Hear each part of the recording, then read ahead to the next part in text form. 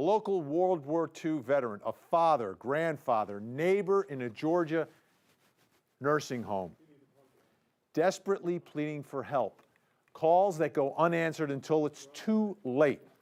Our 11 Alive investigators fought to get that hidden camera video to expose the shameful neglect as 89-year-old James Dempsey fought for his final breath.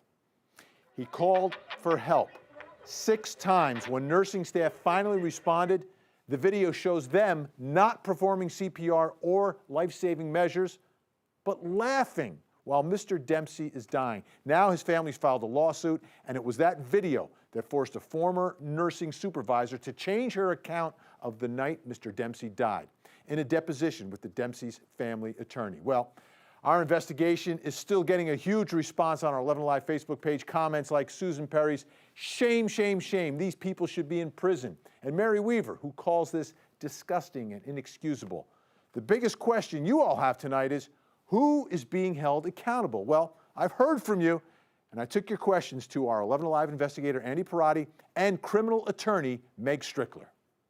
All right, Andy, the big reaction to your piece last night was that this woman and the others should be in jail, that they should lose their licenses. Did she lose her license, first of all? She surrendered her license this past September, so that means that she and another nurse seen in that video were working as licensed nurses in the state of Georgia over the past 3 years.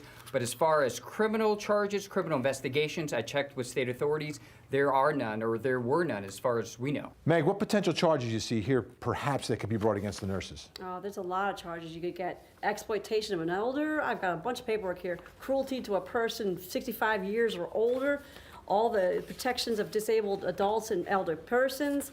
Perjury for that nurse who's lying under deposition. Now, Meg, one of the things that we're getting a lot on Facebook from like Chet and Cindy saying, listen, she should be tried for murder. Is that possible here in Georgia? Absolutely. You caught me in my last page.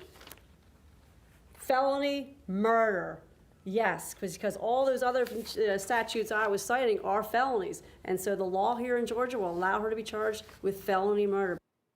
And of course, we're going to stay on top of any new developments in the case. In the meantime, if you want to watch the full investigation again, you'll find this story. You want to check it out. It's on the front page of 11alive.com.